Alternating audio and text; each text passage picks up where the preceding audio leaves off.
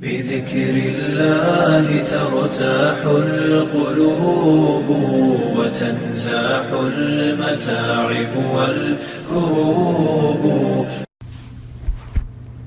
اللهم صل وسلم وبارك على سيدنا محمد صلی اللہ علیہ وسلم. پچھلے درس میں ہم نے تیمہ کا ذکر کیا تھا اور اس کے اندر جزیے کا ذکر کیا تھا. یوں تو بہت سارے ٹاپک سیرت النبی میں رہ گئے ہیں، لیکن اب چونکہ یہ ایک ایسا مسئلہ ہے جس کے اوپر اکثر بات ہوتی ہے کہ جزیہ کیا ہے، یہ کیوں لیا جاتا تھا اور اس کے اوپر کیا قوانین ہیں، اور اسلامی مملکت میں اس کے اوپر کیا کیا ادوار آئے ہیں، تو کچھ تھوڑی بہت ڈیٹیلز ہم یہاں جمع کرنے کی کوشش کرتے ہیں کہ اللہ عز و جل نے حضور صلی اللہ علیہ وآلہ وسلم کو ایک نظام دیا، تو اس نظام میں ایک چیز ہے جزیہ. یہ ایک ٹیکس ہے جو اسلامی مملکت کے غیر مسلم شہریوں سے وصول کی جاتی ہے، جو اسلامی مملکت کی بالادستی کو قبول کرتے ہوئے ایک پرامن شہری کی طرح وہاں آباد ہونے کا معاہدہ کریں. تو دشمنان اسلام نے جزیہ کی وجہ سے اسلامی نظام سیاست پر اعتراضات کی جو بوچھاڑ کی ہے اور اسلام کے بارے میں لوگوں کے ذہنوں میں غلط تصورات پیدا کرنے کی ناپاک کوششیں کی ہیں. اس لیے یہ ضروری ہے کہ جزیے کو ذرا ڈیٹیل میں بھی دیکھا جائے. اور اگین میں لفظ ڈیٹیل اس لیے استعمال کر رہا ہوں کہ اپنی طالب علمانہ استطاعت کے مطابق یہ بہت تھوڑی سی انفارمیشن ہے جس کو کلیکٹ کر کے آپ کے سامنے پیش کرنے کی جسارت کر رہا ہوں. اس کے اوپر اور ڈیٹیلز بھی موجود ہیں تو میں ایک انکسارانہ طالب علمانہ چھوٹی سی کاوش کر رہا ہوں. اللہ اسے قبول فرمائے، میں سمجھا سکوں اور آپ سمجھ سکیں، تاکہ معترضین جو ہیں، جو اعتراضات کرتے ہیں، ان کے اعتراضات کا اطمینان بخش جواب دیا جا سکے اور اسلام کی عدل کے نظام کے بارے میں جو غلط فہمیاں ہیں ان کا ازالہ بھی کیا جا سکے. تو اسلامی مملکت کے باشندے جو ہیں وہ دو قسم کے ہیں، ایک مسلم ہیں اور ایک غیر مسلم ہیں. اگر اسلامی حکومت ہے، ویسے تو اس وقت دنیا میں کہیں ہے نہیں، لیکن اگر اسلامی مملکت ہے تو دو قسم کے لوگ ہیں، ایک مسلم ایک غیر مسلم. اس کی وجہ کیا ہے؟ میں کہا کہ کہیں ہے نہیں، کیونکہ کہیں بادشاہت و ملوکیت کا غلبہ ہے، کہیں اور کوئی نظام جو ہے اس کا غلبہ ہے، تو نام میں اسلام لگا لینے سے اسلامی نظام تو نہیں آ جاتا. اچھا، اسلامی نظام کا ایک نام ڈنڈا یہ بھی نہیں ہے، یعنی کوئی اسلام کے نام پہ ڈنڈے چلا رہا ہے کہ بس سب سے زبردستی اسلام پہ عمل کروا رہا ہے، یہ بھی اسلام نہیں ہے. بہرحال یہ ایک الگ بحث ہے. تو اسلامی مملکت جو ہے اس کے دو حصے. غیر مسلم رعایا کی پھر دو تقسیمیں ہیں. ایک قسم ان لوگوں کی ہے جنہوں نے جنگ کیے بغیر صلح کی اور صلح نامہ کے مطابق اسلامی مملکت کی شہریت قبول کر لی. دوسری قسم ان غیر مسلموں کی ہے جنہوں نے جنگ میں شکست کھانے کے بعد گھٹنے ٹیکے اور مملکت اسلامیہ میں پرامن شہری کی حیثیت سے سکونت پذیر ہو گئے. ان دونوں قسموں کو آسانی کے لیے میں یہ ناموں سے آپ کو بعد میں جو ہے نا ریفرنس کرا دوں گا کہ مملکت اسلامیہ میں سکونت پذیر ان تینوں طبقات کی جان، مال اور آبرو اور حفاظت کی ذمہ داری جو ہے وہ اسلامی حکومت پر عائد ہوتی ہے. یعنی مسلم ہو، غیر مسلم کی کوئی قسم ہو کہ ان دو قسموں میں سے، تو ان تینوں پر اسلامی مملکت کے اوپر یہ لازم ہے کہ ان کی جان، مال اور آبرو کی حفاظت کریں. اب آپ یہ بتائیں، اس لیے میں نے آپ سے کہا نا کہ اسلامی مملکت کہیں پر اس وقت دنیا میں ہے نہیں، کیونکہ اب آپ دیکھیں کہ ہمارے ہاں پاکستان ہو جائے، اسلامی جمہوریہ پاکستان ہو جائے، اسلامی جمہوریہ ایران ہو جائے، ان میں غیر مسلموں کے کیا حقوق ہیں؟ ان لوگوں کو جن کو آپ اقلیت کہتے ہیں، مائنورٹی کہتے ہیں، ان کے ساتھ ہم ظلم نہیں کرتے، اور اگر ہم ظلم کرتے ہیں تو حکومت کا اس پہ ایکشن کیا ہے؟ اسی طرح ان ریاستوں میں چلے جائیں جہاں پر ملوکیت ہے، جہاں پہ بادشاہت ہے، وہاں پر بھی آوا بگڑا ہوا ہے. آپ 40-50 سال اپنی زندگی کے اس ملک کو دے دیں، آپ کو شہریت ہی نہیں دیتے، کہتے ہیں واپس جاؤ اپنے ملک. اچھا، خود اپنی اولاد سے دور نہیں رہتے، لیکن آپ کی اولاد کے لیے اعلیٰ تعلیم کے مواقع ہیں ہی نہیں ان کے ملک میں کہ 18 سال کا ہو جاؤ بھیجو اپنے ملک. تو بابا وہ 18 سال کا جو جوان ہے اس کی وہاں تربیت کون کرے گا؟ ماں کو بھیج دو. تو ماں کو باپ سے الگ کر دیا. اچھا جو چھوٹے بہن بھائی ہیں وہ بھی پھر ماں کے ساتھ چلے گئے کیونکہ بڑا بھائی یا بڑی بہن چلے گئے. تو ایک شیرازہ بکھارنے کی بات ہے نا کسی بھی خاندان کی، اور کہنے کو ہم مسلمان ہیں، بادشاہ ہے. تو یہ کس قسم کے نظام ہے؟ یہ تو اسلام کے نظام نہیں ہے، یہ تو لوگوں کو دھوکہ دینے والی بات ہے. تو بہرحال اسلامی مملکت کے ذمہ یہ ہے کہ ان تینوں طبقات کی جان، مال اور آبرو کی حفاظت کرے. یہ ذمہ داری صرف قول کی حد تک نہیں ہے بلکہ عملی طور پر اسلامی مملکت نے اس عہد کو نبھانا ہے، اس کا فرض ہے. اچھا، مسلمانوں کے بارے میں حضور صلی اللہ علیہ وآلہ وسلم نے حجۃ الوداع کے موقع پر جو تاریخ ساز خطبہ ارشاد فرمایا تھا، اس کا ایک جملہ میں آپ کے سامنے یہاں پیش کر دوں کہ حضور صلی اللہ علیہ وآلہ وسلم نے عرفات کے میدان میں اپنے صحابہ کرام کے جمع غفیر کو خطاب کرتے ہوئے ارشاد فرمایا، اور یہ صحیح بخاری میں موجود ہے کہ یا ایھا الناس، اے لوگوں، ان دماءکم واموالکم واعراضکم علیکم حرام الی ان تلقوا ربکم کحرمت یومکم ھذا. میرا تو جی چاہتا ہے یہ جو جملہ ہے نا، یہ روز آج کے مسلمان کو پڑھایا جائے، روز اسکولوں میں یہ پڑھایا جائے، روز اس کی تعلیم ہو، روز ٹیلی ویژن پہ یہ نشر ہو کہ اے لوگوں، تمہارے خون، تمہارے مال، تمہاری عزتیں تم پر اسی طرح قابل احترام ہیں جس طرح یہ حرمت والا دن. یہ حرمت والا کون سا حرمت والا دن؟ کس دن حضور نے خطاب؟ عرفہ کے دن. عرفہ کے دن حضور نے کیا کہا کہ لوگوں، تمہارا آپس میں ایک دوسرے کا خون، ایک دوسرے کا مال، ایک دوسرے کی عزتیں تم پر اسی طرح قابل احترام ہیں جس طرح یہ حرمت والا دن. یومکم ھذا وحرمت شہرکم ھذا، اور یہ حرمت والا مہینہ، فی بلدکم ھذا، اور یہ حرمت والا مقام، یہ حرمت والا شہر. انکم ستلقون ربکم فیسألکم عن عملکم، پھر ایک روز آئے گا کہ تم اپنے رب سے ملاقات کرو گے اور وہ تم سے پوچھے گا کہ تم کیا کر کے آئے ہو، کیا کر کے آئے ہو. تو رہی بات غیر مسلم رعایا کی، تو مسلمان تو ایک دوسرے سے ہرگز نہیں، نہ نظر ڈالنی ہے، نہ مال کھانا ہے، نہ اس کا خون بہانا ہے، نہ اس کی عزت کی بالکل آپ نے حفاظت کرنی ہے، عزت کی بھی، مال کی بھی، خون کی بھی. گندی نگاہ بھی نہیں ڈالنی کسی کی عزت کی طرف، کسی کے مال کی طرف. اور جہاں تک غیر مسلم رعایا ہے تو ان کا مال، جان، آبرو کی حفاظت کے لیے اس ہادی برحق نے، حضور اکرم صلی اللہ علیہ وآلہ وسلم نے جو تاکیدی ارشادات فرمائے ہیں، ان کی فصاحت و بلاغت اور زور بیان سے پتھر کے دل بھی وسیج جاتے ہیں. اب حضور صلی اللہ علیہ وآلہ وسلم کے یوں تو بے شمار فرمودات ہیں، بے شمار فرامین ہیں. ایک دفعہ حضور نے اپنے ایک صحابی حضرت عبداللہ بن ارقم کو اہل ذمہ سے جزیہ وصول کرنے کے لیے متعین فرمایا. جب وہ بارگاہ رسالت سے رخصت لے کر روانہ ہوئے تو حضور نے انہیں اپنے پاس بلایا اور ارشاد فرمایا، فقال الا من ظلم معاہدا او کلفہ. اے عبداللہ، کان کھول کر میری بات سن لو، الا، کان کھول کر بات سن لو. جس نے بھی کسی معاہد یعنی اہل ذمہ پر ظلم کیا یا اس کی طاقت سے زیادہ تکلیف دی، فوق طاقتہ، اسے نقصان پہنچایا یا اس کی رضامندی کے بغیر اس سے کوئی چیز لی، تو قیامت کے روز میں اس کا گریبان پکڑوں گا، میں پکڑوں گا. اللہ اکبر. اس سے زیادہ اور مضبوط اور جامع بات آپ کو نظر آئے گی کہیں؟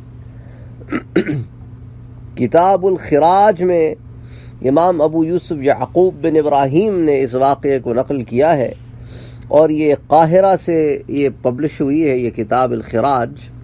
اس کی صفحہ 150 کے اوپر یہ حدیث آپ کو مل جائے گی۔ اچھا اب غور فرمائیے کہ وہ شخص جو حضور صلی اللہ علیہ وآلہ وسلم کو اپنا نبی اور ہادی یقین کرتا ہے، کیا وہ برداشت کر سکتا ہے کہ ایسے جرم کا ارتکاب کرے جس کے باعث حضور اس کا گریبان روز محشر کے دن پکڑیں؟ نہ ایمان سے بتائیں کتنے مسلمان ہیں جو اپنے ملکوں میں رہنے والے غیر مسلم شہریوں کے ساتھ زیادتی کرتے ہیں صرف اس بنا پر کہ وہ غیر مسلم ہیں۔ اسی طرح ابو یعلا محمد بن الحسین الفراء الحنبلی رحمۃ اللہ علیہ نے الاحکام السلطانیہ میں، یہ انڈونیشیا میں مکتبہ احمد بن سعد سے پبلش ہوئی ہے، اس کے 3rd ایڈیشن میں صفحہ 154 پر یہ جو آپ کو ابھی اگلی جو روایت دے رہا ہوں یہ ہے۔ حضرت نافع حضرت ابن عمر سے روایت کرتے ہیں، آپ نے بتایا حضور اکرم صلی اللہ علیہ وآلہ وسلم نے اس دنیا سے انتقال فرماتے ہوئے آخری بات جو ارشاد فرمائی، ما تکلم به النبی صلی اللہ علیہ وسلم ان قال احفظونی فی ذمتی، وہ یہ تھی کہ میں نے جن لوگوں کے جان مال اور آبرو کی حفاظت کی ذمہ داری اٹھائی ہے اس کی لاج رکھنا، اس پر آنچ نہ آنے دینا۔ ذمیوں کے بارے میں فرمایا کیا شان ہے حضور صلی اللہ علیہ وآلہ وسلم کی کہ آپ دنیا سے رحلت فرما رہے ہیں، لیکن اس وقت بھی ذمیوں کا جو ایمان بھی نہیں لائے، جو آپ کو مانتے بھی نہیں، ان کا خیال ہے۔ کیوں؟ کیونکہ ہم نے عہد کیا ہے ان سے، ہم ان کی حفاظت کریں گے۔ تو یہ ایک تو پہلی حدیث کہ تمہارے آپس میں ایک دوسرے کے ساتھ کیا معاملات ہو، اور پھر جن کو تم نے کہا ہے کہ ہم تمہیں پروٹیکشن دیں گے ان کو پروٹیکشن دینا تمہاری ذمہ داری ہے، تمہارا فرض عین ہے۔ تو حضور صلی اللہ علیہ وآلہ وسلم کے خلفائے راشدین نے اپنے دور حکومت میں اپنے آقا کے اس ارشاد کو ہر وقت پیش نظر رکھا، یہاں تک کہ حضرت عمر فاروق نے جو آخری وصیت کی اس کا تعلق بھی اسلامی مملکت کی غیر مسلم رعایا سے ہے۔ آپ کو پتہ ہے حضرت عمر رضی اللہ تعالی عنہ کا جب انتقال ہوا تو آپ شدید زخمی تھے، اور ہمارے ہاں تو زخم شدید ہو تو انسان کو گھر والوں کی فکر نہیں ہوتی۔ تو وہ کہتے ہیں کہ آپ کے آخری لمحات تھے، اس وقت آپ نے جو گفتگو فرمائی وہ آپ سنیں، آپ دیکھیں کہ اس روایت کو سبحان اللہ انہوں نے کیا کہا، انہوں نے بڑے واضح طور پر فرمایا کہ اسلامی مملکت کی غیر مسلم رعایا کی جان و مال اور آبرو کی اسلام کی نگاہوں میں کیا قدر و منزلت ہے۔ تو قاضی امام ابو یوسف رحمۃ اللہ علیہ کہتے ہیں، اور اس کو کتاب الخراج کے صفحہ 149 کے اوپر، جس کا ابھی میں نے آپ کو حوالہ دیا، اسی کتاب کے صفحہ 149 پر یہ موجود ہے، وَكَانَ فِي مَا تَكَلَّمَ بِهِ عمر بن الخطاب رضی اللہ عنہ عند وفاتہ، حضرت عمر نے اپنی وفات کے وقت جو گفتگو فرمائی وہ یہ تھی کہ میں اپنے بعد منصب خلافت کے لیے مقرر ہونے والے خلیفہ کو اللہ کے رسول کی ذمہ کی وصیت کرتا ہوں، یعنی اہل ذمہ کے ساتھ جو معاہدہ کیا گیا ہے اس کو وہ پورا کرے، اگر ان پر کوئی بیرونی یا اندرونی دشمن حملہ آور ہو تو اپنی فوجوں سے ان کا دفاع کرے، اور ان پر کوئی ایسا بوجھ نہ ڈالے جس کے اٹھانے کی ان میں طاقت نہ ہو۔ اور ہم کیا کرتے ہیں؟ ہم غیر مسلموں کو اس بات پر مار رہے ہیں کہ وہ غیر مسلم ہیں، حالانکہ وہ اس ملک کے شہری ہیں، اس ملک کے دفاع میں وہ برابر کے شریک ہیں۔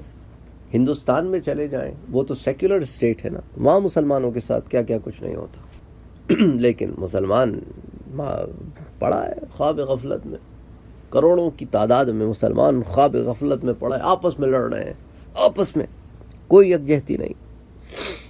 ایک منظم ہو تاکہ تمہاری آواز ہو، منظم اس لیے نہیں ہو کہ فساد فی الارض کرو۔ دیکھو یہ بھی ایک بڑا غلط طریقہ ہے، لوگ سمجھتے ہیں منظم ہوں گے تو ہم سب سے لڑیں گے، نہیں، ہم منظم اس لیے نہیں ہو کہ لڑو، منظم اس لیے ہو تاکہ تمہارے ساتھ زیادتی نہ ہو۔ یہ دو الگ الگ باتیں ہیں، یہ ایک بات نہیں ہے۔ ہر وقت پر لڑنے کے لیے تیار ہے، یہ لڑنا تو تمہیں نہ اللہ نے سکھایا نہ اللہ کے رسول نے سکھایا۔ تمہیں کس بات پہ اتنا غصہ آیا ہوا ہے، تمہیں کس بات پہ اتنا طیش آیا ہوا ہے؟ ہادی برحق جو ہے انہوں نے تو نہیں پڑھایا یہ سبق تمہیں، تم کدھر سے یہ سبق پڑھ کے آ رہے ہو؟ جو تمہیں یہ سبق پڑھا رہا ہے وہ غلط پڑھا رہا ہے۔ رحمت للعالمین کیسے تمہیں کہہ سکتے ہیں کہ جاؤ اور لوگوں کو نقصان پہنچاؤ؟ یہ کون سا دین ہے؟ اچھا ساتھ آپ کی معلومات میں اضافے کے لیے یہ بھی عرض کر دوں کہ اسلام کا فوجداری قانون اور دیوانی قانون مسلم رعایا اور ذمی رعایا کے لیے یکساں ہیں، یعنی اگر کوئی مسلمان کسی ذمی کو قتل کر دے تو مسلمان ہونے کی وجہ سے اس کی کوئی رعایت نہیں کی جائے گی، اس سے بھی اسی طرح قصاص دیا جائے گا جس طرح مسلم مقتول کے قتل سے لیا جاتا ہے۔ چنانچہ ایک دفعہ عہد رسالت میں ایک مسلمان نے ایک ذمی کو قتل کر دیا تو حضور نے حکم دیا کہ اس قاتل کو قصاص میں قتل کیا جائے، چنانچہ اس کا بھی سر قلم کیا گیا۔ حضور نے فرمایا انا احق من وفا بذمته، میں سب سے زیادہ اس بات کا حقدار ہوں کہ اپنی ذمہ داری کو پورا کروں۔ اور اس بات کو جو آپ کے سامنے ابھی عرض کی ہے میں نے، اس روایت کو الامام محمد بن محمود البابرتی نے العنایہ شرح الہدایہ میں، یہ کتاب کا نام ہے العنایہ شرح الہدایہ میں، یہ کتاب کوئی 700 سال قبل لکھی گئی اور اس کو پبلش کیا گیا قاہرہ سے، کائرو سے، مکتبہ التخاریہ الکبریٰ میں، اور اس کی جلد نمبر 8 صفحہ 256 کے اوپر آپ کو یہ روایت مل جائے گی۔ اچھا، اسی طرح سیدنا علی مرتضی رضی اللہ تعالیٰ عنہ کے زمانے میں ایک مسلمان نے ایک ذمی کو قتل کر دیا، مقتول کے بھائی نے قاتل کو معاف کر دیا تو حضرت امیر المومنین کو اطمینان نہ ہوا، اسے اپنے پاس بلایا اور پوچھا لعلہم فزعوک او حددوک، شاید ان لوگوں نے تجھے ڈرایا ہو، دھمکایا ہو، اس لیے تم نے انہیں معاف کر دیا۔ تو اس نے عرض کیا کہ اے امیر المومنین، میں نے اپنے مقتول بھائی کی دیت لے لی ہے اور میں نے اس کا خون معاف کر دیا، تب آپ نے اس قاتل کو رہا کر دیا۔ اور اس وقت ایک ایسا جملہ ارشاد فرمایا جس میں اسلام کے اس قانون کا خلاصہ بیان کر دیا گیا۔ یہ جو روایت ابھی آپ کے سامنے عرض کی ہے، اس کو برہان شرح مواہب الرحمن میں بیان کیا گیا ہے، اور اب جو حضرت علی رضی اللہ تعالی عنہ کا جملہ پیش کر رہا ہوں یہ بھی اسی کتاب سے لیا گیا ہے۔ انہم قبلوا عقد الذمۃ لتکون اموالہم کاموالنا ودماؤہم کدمائنا، ان لوگوں نے اس لیے ذمی کے معاہدے کو قبول کیا ہے تاکہ ان کے مال ہمارے مالوں کی طرح اور ان کے خون ہماری خونوں کی طرح ہو جائیں۔ سبحان اللہ، تو ان کے مال ہماری مالوں کی طرح، ان کے خون ہمارے خونوں کی طرح۔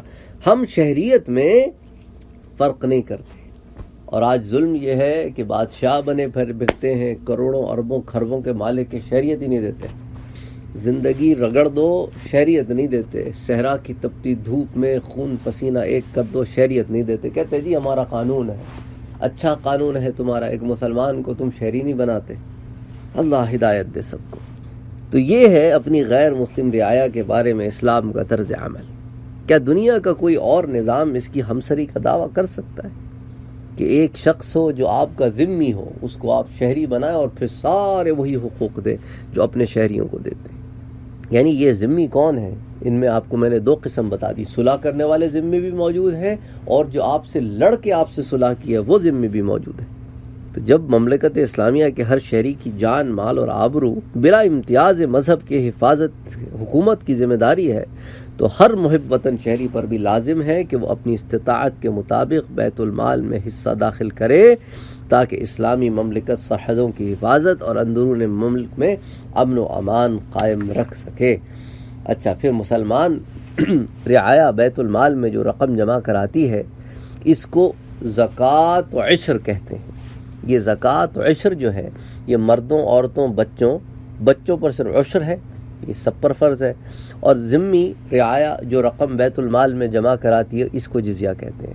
تو مسلم رعایا جو جمع کراتی ہے اس کو زکوٰۃ یا پھر عشر کہتے ہیں، اور زکوٰۃ تو ہر بالغ مرد عورت پر جو استطاعت رکھتا ہو زکوٰۃ دینے کی فرض ہے، اور بچوں پر کیا ہے؟ صرف عشر ہے، 10واں حصہ۔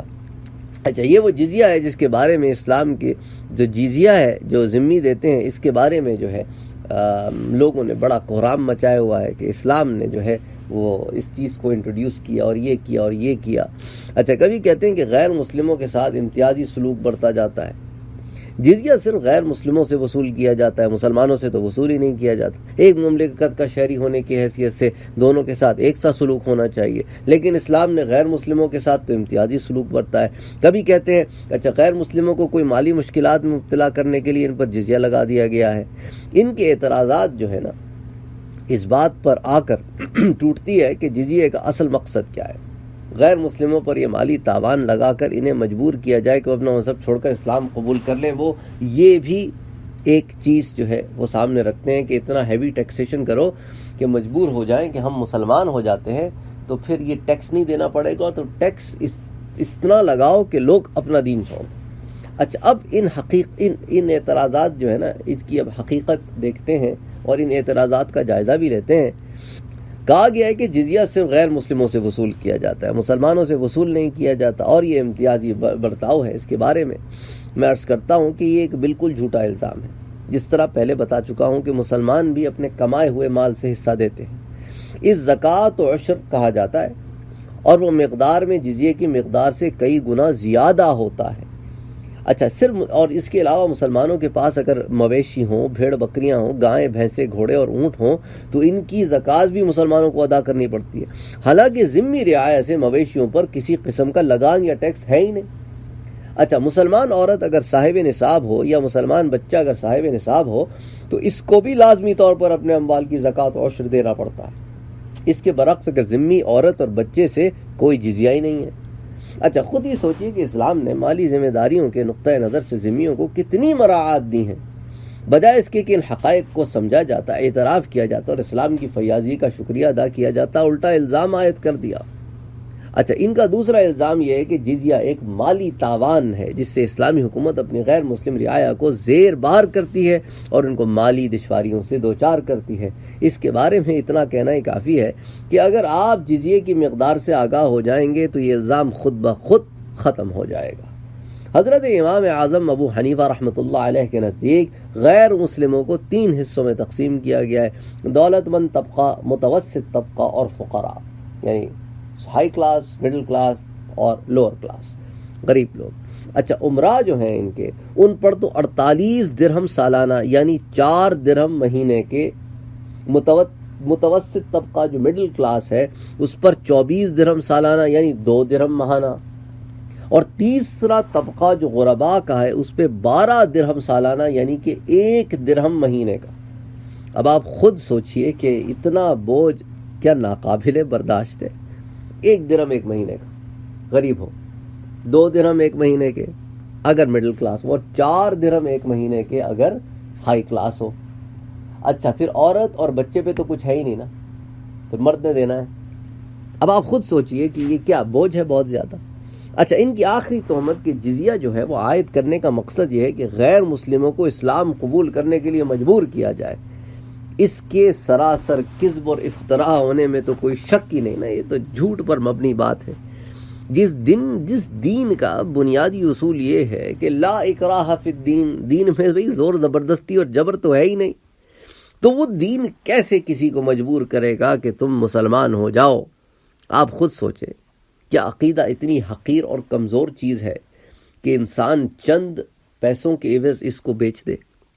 لوگ تو اپنا عقیدے کے لیے وطن چھوڑ دیتے ہیں، اسائلم لے کے باہر کے ملکوں میں جا کے بیٹھ جاتے ہیں، حالانکہ عقیدے باطل ہوتے ہیں، نبوت کا جھوٹا دعویٰ ہے، پتہ ہے کہ بات غلط ہے، اس لیے اسائلم لے کے ادھر ادھر جا کے بیٹھ گئے، بجائے اس کے کہ اپنی تصریح کریں کہ ہاں یہ غلط بات ہے، اللہ کے رسول صلی اللہ علیہ وآلہ وسلم ہی آخری اللہ کے نبی اور رسول ہے، لا نبی بعدہ ولا رسول بعدہ، اللہ کے رسول محمد مصطفیٰ صلی اللہ علیہ وآلہ وسلم خاتم الانبیاء والمرسلین ہے، اور آپ کے بعد نہ کوئی نبی ہے نہ کوئی رسول ہے۔ تو اس کو تسلیم کرنے کے بجائے نبوت کا دعویٰ ٹھوک کے اسائلم لے کے بیٹھ جاؤ کہیں پہ جا کے۔ تو لوگ تو اپنے عقیدے بچانے کے لیے اسائلم لیتے پھرتے ہیں۔ تو عقیدہ کوئی ایسی چیز تو نہیں ہے، حالانکہ باطل بھی ہو، کہ اس کے اوپر چند سکوں کے عوض بیچ دیا جائے، تو یہ تو کسی قسم کا جو ہے نہ مالی دباؤ ہے نہ اور کسی قسم کا دباؤ ہے۔ بہرحال اس بحث کے متعلق سے بہت ساری چیزیں جو ہیں وہ یہاں کھل جاتی ہیں، تاکہ ان لوگوں کی جو ذہنوں میں یہ غلط باتیں انفلٹریٹ کراتے ہیں تو ان کی کوئی بیسز نہیں ہے۔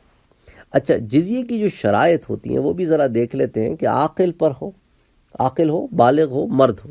ایک شرط یہ جزیہ دینے کے لیے جسمانی عوارض سے محفوظ ہو، یعنی ڈسیبلٹیز نہ ہو، اس کو اپاہج نہ ہو، اندھا نہ ہو، کوئی ایسا مرض نہ ہو جس میں کما نہ سکتا ہو۔ اچھا، پھر تیسری چیز آزاد ہو۔ چوتھی چیز ایسا مفلس نہ ہو جو بے روزگار ہو۔ تو اب ان شرائط سے آپ کو معلوم ہو گیا کہ دیوانہ ایگزیمپٹ ہے، نابالغ ایگزیمپٹ ہے، بچہ ایگزیمپٹ ہے، عورت ایگزیمپٹ ہے، اپاہج ایگزیمپٹ ہے، اندھا ایگزیمپٹ ہے، اچھا جس کے پاس جو ہے اپنا ایسا مرض ہے کہ اس سے شفا نہیں ہو سکتی وہ ایگزیمپٹ ہے، اچھا غلام، بے روزگار، یہ سب ایگزیمپٹ ہے نا، ان کو تو ہے ہی نہیں جزیہ، یہ تو ادا ہی نہیں کریں گے، تو بچ گئے صرف وہی لوگ جو عاقل ہیں، بالغ ہیں، مرد ہیں اور کام کرتے ہیں، آزاد ہیں اور کسی بھی قسم کی ڈسیبلٹی سے استثناء ہے۔ اب یہ تمام چیزیں تو ڈیٹیل میں کوئی نہیں بتاتا، صرف الزام گھڑ دیتے ہیں۔ امام ابو یوسف رحمۃ اللہ علیہ اپنی کتاب الخراج میں تحریر فرماتے ہیں کہ حضرت خالد نے جن غیر مسلم قوموں اور قبیلوں سے صلح کی اور ان کو صلح نامہ لکھ کر دیے، ان میں یہ جملہ موجود ہے کہ اگر کوئی بوڑھا کام کرنے کے قابل نہ رہے یا بدنی بیماریوں میں سے اسے کوئی بیماری لگ جائے یا پہلے وہ غنی تھا اور اب محتاج ہو گیا ہے اور اس کے مذہب والے اس کو صدقہ خیرات دینے لگیں، ان حالات میں اس سے جزیہ نہیں لیا جائے گا اور اس کا اور اس کے اہل و عیال کا خرچہ بیت المال سے اٹھایا جائے گا جب تک دارالاسلام میں سکونت پذیر رہے۔ اب آپ مجھے بتائیں کتنا خوبصورت بیان ہے، کتنی خوبصورت بات ہے کہ تم ہمارے ذمہ ہو، تم ہم سے لڑ کے یا صلح کر کے غیر مسلم ہو کر ہمارے شہری بنے ہو، اچھا اگر تم بوڑھے ہو گئے ہو، کام نہیں کر سکتے، بیمار ہو گئے ہو، پہلے امیر تھے اب غریب ہو گئے اور تم صاحب استحقاق ہو کہ تمہارے اپنے لوگ تمہیں خیرات دیتے ہیں، تو تمہارے بیوی بچوں کا خرچہ ہم پر۔ اللہ اکبر، اللہ اکبر۔ اچھا اس کو امام یوسف نے، ابو یوسف نے کتاب الخراج میں انہوں نے اس کو درج کیا ہے۔ اچھا جی آگے آ جائیں۔ حضرت عمر فاروق اپنے عہد خلافت میں ایک روز ایک گلی سے گزر رہے تھے، دیکھا کہ ایک بوڑھا ایک مکان کے دروازے پر کھڑا بھیک مانگ رہا ہے۔ آپ چپکے سے گئے اور اس کا بازو پکڑ لیا، اس سے پوچھا کہ تم کیوں بھیک مانگ رہے ہو؟ اس نے کہا میں اس لیے بھیک مانگ رہا ہوں کہ مجھے جزیہ ادا کرنا ہے، خود کمانے سے عاجز ہوں، اپنی ضروریات زندگی پوری کرنا ہے اور اپنے بڑھاپے کی وجہ سے۔ حضرت عمر فاروق نے اس کا ہاتھ پکڑا اور اپنے گھر لے گئے، اپنے گھر سے اسے کچھ دیا اور پتہ ہے اس کو کیا کہا؟ اس کا خیال رکھو۔ اللہ اکبر۔ اور یہ ہدایات دیں کس کو؟ اپنے لوگوں کو، اس کا خیال رکھو۔ ایسا دیکھا ہے کبھی بادشاہ جو گلیوں میں پھرتا ہو، جس کی سلطنت جو ہے وہ سکندر اعظم سے بڑی ہو، گلیوں میں پھرتا ہو اور بھکاریوں پہ بھی نظر رکھتا ہو اور کہتا ہو کہ بابا تم بھیک کیوں مانگتے ہو؟ تمہیں کس چیز نے مجبور کر دیا کہ اس بڑھاپے میں تم بھیک مانگ رہے ہو؟ وہ اپنے بڑے بڑے لاؤ لشکر موٹر گاڑیوں میں نہیں گزرتا کہ جس کی وجہ سے روڈز بلاک کر دی جائے، یہ وہ نہیں ہے، یہ حضرت عمر ہے۔ آگے کیا ہدایت کی کہ اس کا خیال رکھو اور اس جیسے جتنے لوگ ہیں ان کا خیال رکھو۔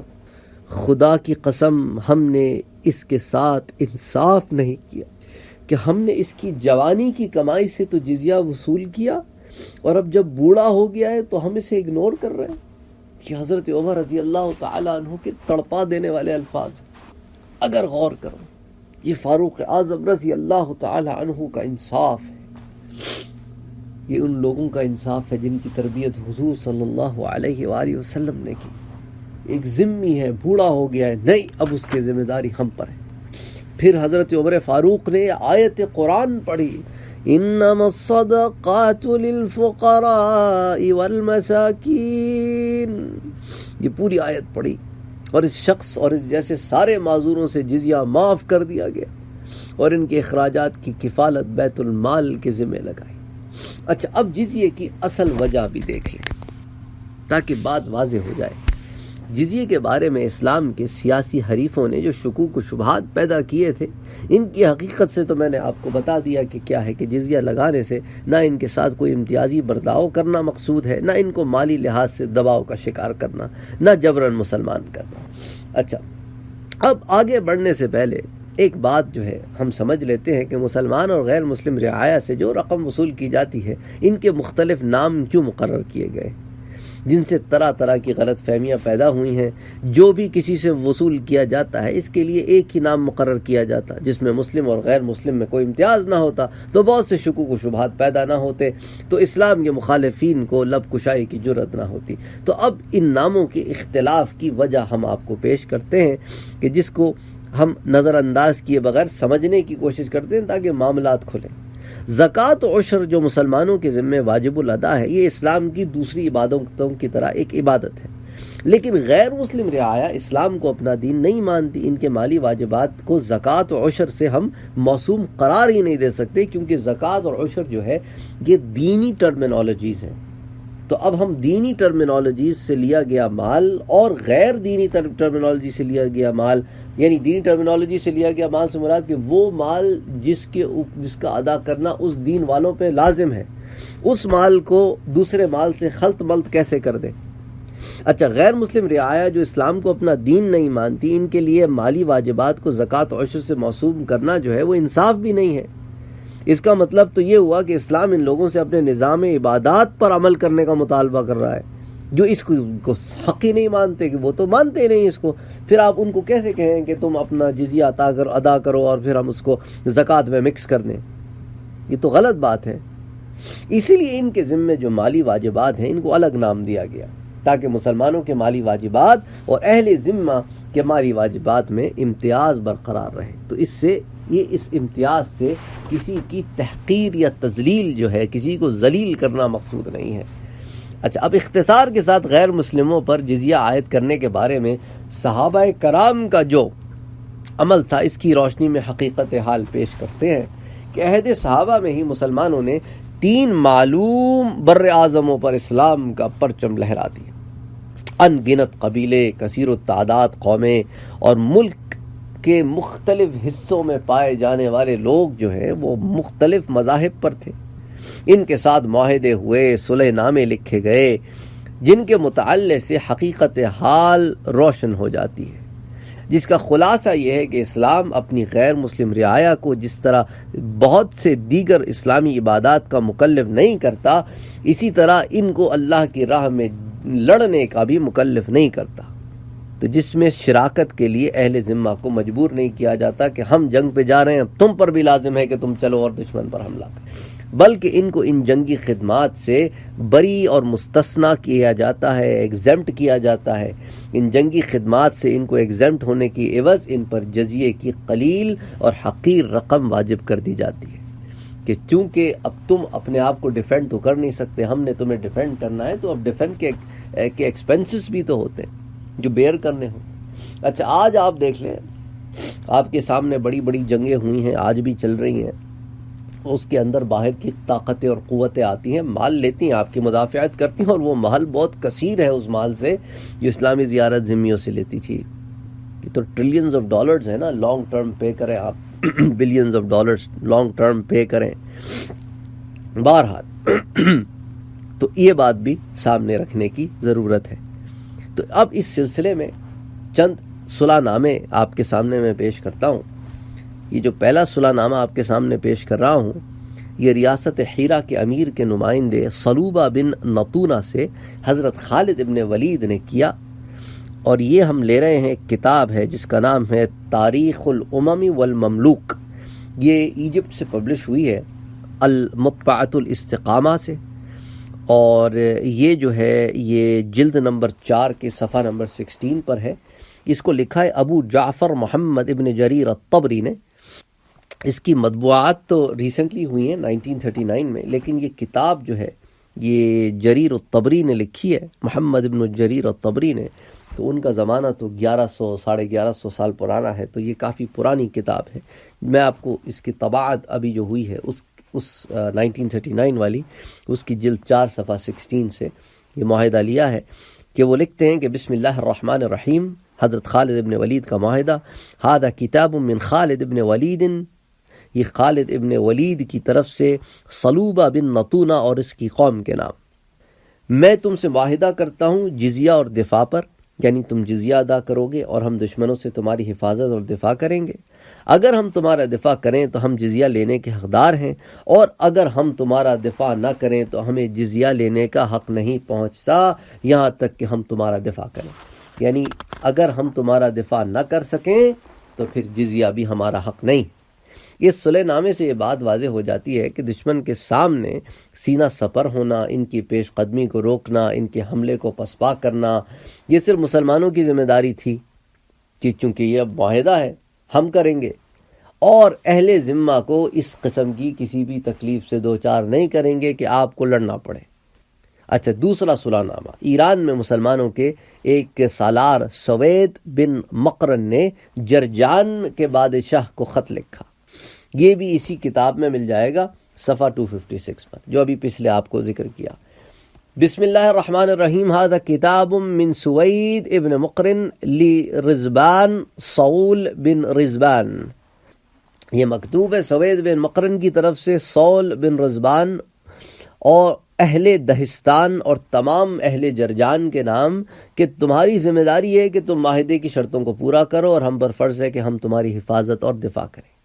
امام ابو یوسف کتاب الخراج میں لکھتے ہیں کہ مسلمانوں نے اہل ذمہ کے ساتھ جزیہ ادا کرنے پر جو صلح کی اور جس بنیاد پر سارے شہر کو فتح کیا، وہ یہ تھی کہ مسلمان ان دشمنوں کا مقابلہ کریں گے جو اہل ذمی پر حملہ آور ہوں گے، اور ان سے ان کا دفاع کریں گے۔ اس شرط پر وہ انہیں جزیہ ادا کریں گے، چنانچہ اس شرط پر شام کا سارا ملک فتح ہو گیا۔ اس کو امام ابو یوسف نے کتاب الخراج میں، جس کی میں آپ کو ڈیٹیل تھوڑی دیر پہلے اسی درس میں دے چکا ہوں۔ اچھا، علامہ ابن السید الاندلوسی المقدمات نامی کتاب میں لکھتے ہیں کہ اس کی وجہ یوں بیان کرتے ہیں کہ اہل ذمی جو ہے ان سے جو جزیہ سال بسال لیا جاتا ہے، یہ اس چیز کی عوض ہے کہ مسلمانوں نے ان کو امن دیا، ان کو اپنے دین پر برقرار رہنے دیا، تاکہ وہ مسلمانوں کے پڑوس میں اور ان کی حفاظت میں امن و سلامتی کے ساتھ کاروبار حیات میں مصروف رہیں۔ ان کے دشمنوں سے مسلمان جنگ کریں، اور جہاد میں شرکت کی ذمہ داری جو ہر مسلمان کا دینی فریضہ، اہل ذمی کو اس کا پابند نہیں کیا گیا۔ تو یہ تو چند تصریحات جو ہے مخطوطات سے ہمیں یوں مل جاتی ہیں، جو خط مسلم سالاروں نے جزیے کے موقع پر کیے۔ اس طرح کی کئی مثالیں ملتی ہیں۔ عہد فاروقی میں ایک مشہور واقعہ پیش آیا کہ مغربی محاذ کے سپہ سالار اعلیٰ حضرت ابو عبیدہ بن جراح نے، ان کی فراست، جنگی مہارت اور شجاعت تو مشہور تھی، اور تقریباً سارا ملک شام بشمول فلسطین اور لبنان انہی کے ساتھ فتح ہوا، انہی کے ہاتھ فتح ہوا۔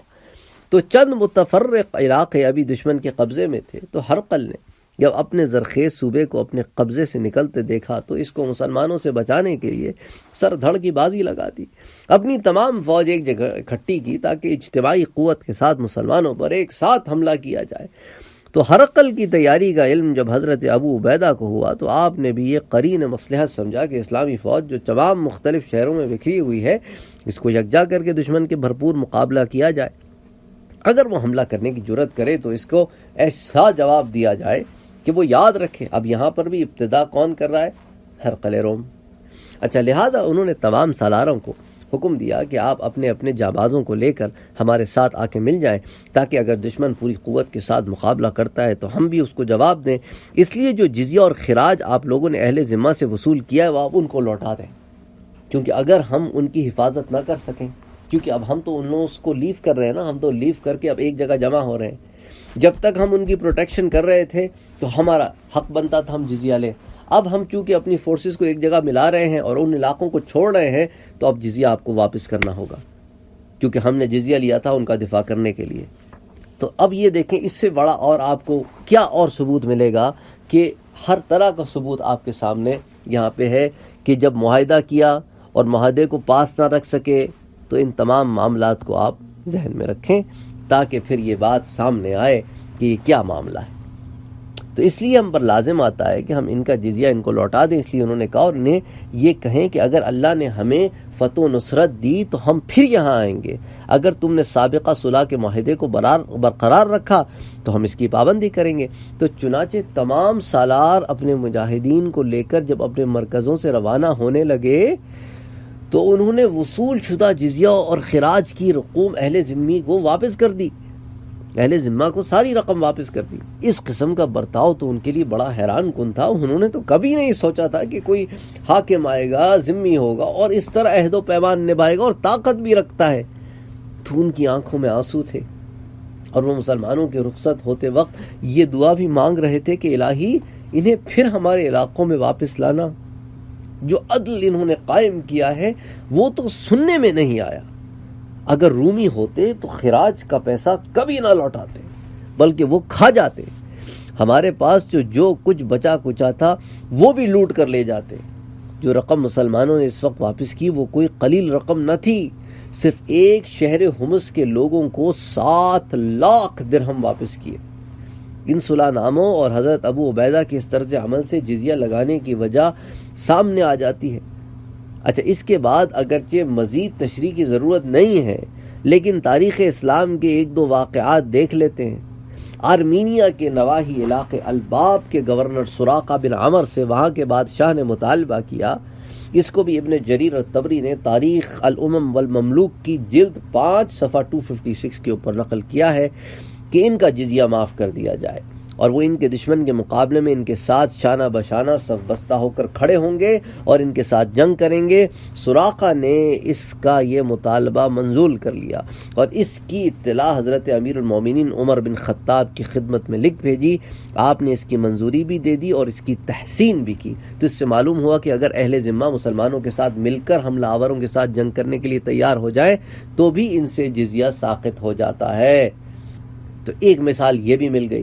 اچھا، اسی طرح انطاکیہ کے قریب ایک شہر ہے جرمومہ.